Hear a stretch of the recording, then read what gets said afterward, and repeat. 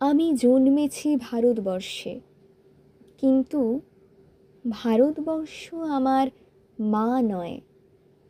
তার মানেই আমি বাংলাদেশি নই, তার মানেই আমি পাকিস্তানি নই, তার মানেই আমি নই ডাল লেকের মাথার ওপরে থম মেরে থাকা একখণ্ড কৃষ্ণবর্ণ মেঘ, নই চীন থেকে অরুণাচল প্রদেশ পেরিয়ে সমতলের দিকে ছুটে আসা ঠান্ডা বদ হাওয়া। আমি জন্মেছি ভারতবর্ষে, কিন্তু আমার গলায় সুর নেই। আমি বন্দে মাতরম গাইতে পারি না।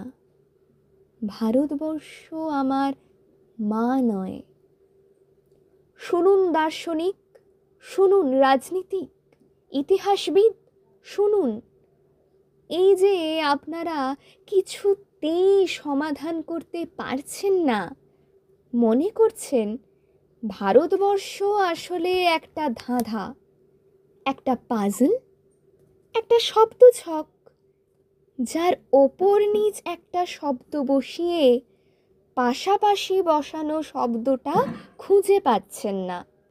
এই যে আপনাদের মনে হচ্ছে 1947কে ধরলে এটা একটা নবীন দেশ, না ধরলে প্রবীণ। ভ্যাটিকান সিটির মাপে এটা একটা দানব, আর আমেরিকার মাপে 6 মাসের শিশু। সে তো আপনারা সোজা জিনিসকে বাঁকা দেখেন বলে, না হলে বুঝতেন ভারতবর্ষের ব্যাপারটা খুবই সহজ। ভারতবর্ষ মানে একটা ইলেকট্রন আর একটা প্রোটন, একটা বসন্ত, একটা হেমন্ত, একটা ক্ষণকাল, একটা চিরকাল, একটা আষাঢ়, একটা শ্রাবণ। সত্যি ভারতবর্ষের ব্যাপারটা খুব সোজা। কাশ্মীরের দিকে তাকালে মনে হয় ভারতবর্ষ একটা ভিসুভিয়াস, আর কন্যাকুমারীর টিলার উপর দাঁড়ালে মনে হয় জাপান নয়, উদিত সূর্যের দেশটির নাম ভারতবর্ষ। ঝাড়গ্রাম থেকে অন্ধ্রপ্রদেশ পর্যন্ত রেড করিডোর ধরে হাঁটতে হাঁটতে মনে হয় একটা আহত নেকড়ের নাম ভারতবর্ষ। আবার কেরলের ছবির মতো সুন্দর গ্রামের দিকে তাকালে মনে হয় ভারতবর্ষ আসলে একগোছা ক্রিসেন্থেমাম। কোনো একটা জাতি নয়, বর্ণ নয়, ধর্ম নয়, নয় কোনো ধাঁধা বা শব্দছক। ভারতবর্ষ মানে আলোক রঞ্জনের দুরন্ত অন্তমিল, আর তরুণ কবির ছন্দপতন।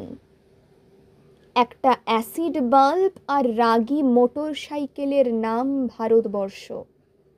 আবার জঙ্গল সাফারির জিপ দেখে এক ছুট্টে গহীন অরণ্যে চলে যাওয়া হরিণ শিশুর মতো তোমার ভীরু ভালোবাসার নামও ভারতবর্ষ। ভারতবর্ষ মানে একটা নির্ভয়া, একটা আসিফা, আর তারপর আসমুদ্র হিমাচল গুরু গুরু ক্রোধ গরজে গগনে গগনে। ভারতবর্ষ মানে একজন মেরি কম, আর একজন হিমা দাস, একজন ছন্দা গাইন, আর একজন কল্পনা চাওলা। ভারতবর্ষ মানে মেঘে ঢাকা তারার নিতা, আর স্ত্রীর পত্রের মৃণাল। একটি সর্বংসহা পুকুর আর পুরুষ নামের পর্বত ডুবিয়ে দেওয়া সুনামি। পিঁপড়ের ডিম খেয়ে ওই স্কুলে যাচ্ছে ভারতবর্ষ। ছাদের হেলিপ্যাড থেকে ওই আকাশে উড়ে গেল ভারতবর্ষ। সাউথ সিটির মলের সামনে ওই মার্সিডিজ বেঞ্চ থেকে নামছে ভারতবর্ষ। সুলুক পাহাড়ির হাট থেকে ওই হেঁটে হেঁটে বাড়ি ফিরছে ভারতবর্ষ। কর ফাঁকি দিয়ে বিদেশকে দেশ বানিয়েছে ভারতবর্ষ। আসামের নিজ ভূমে পরবাসী হয়ে গেছে ভারতবর্ষ।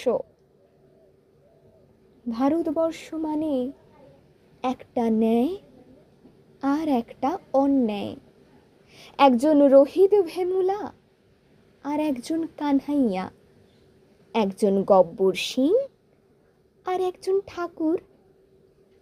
কালো বুর্গের দেহ ফুঁড়ে চলে যাওয়া বুলেটের গায়ে লেখা ছিল ভারতবর্ষ। সুজাত বুখারীর শরীরের প্রতিটি আঘাতে জ্বলজ্বল করছিল ভারতবর্ষ।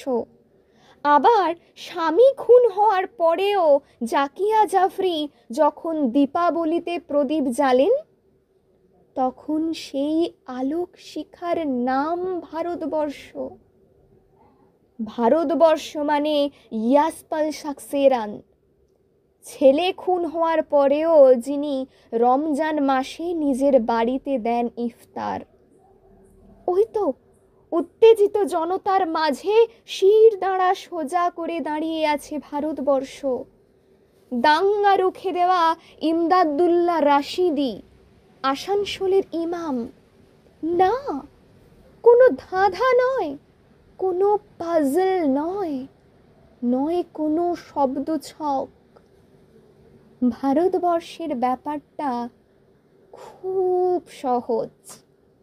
শুধু সাদা নয়, শুধু কালো নয়, শুধু সমর্পণ নয়, শুধু প্রতিরোধ নয়, শুধু প্রেম নয়, শুধু ঘৃণাও নয়। তাই নয় নয় নয়, ভারতবর্ষ কিছুতেই আমার মা নয়। ভারতবর্ষ আমার 2 বছরের ছোট ভাই কিংবা 1 বছরের বড় দাদা। ভালোবাসতে বাসতে, ঝগড়া করতে করতে একদিন দুজনেই সাবালক হব।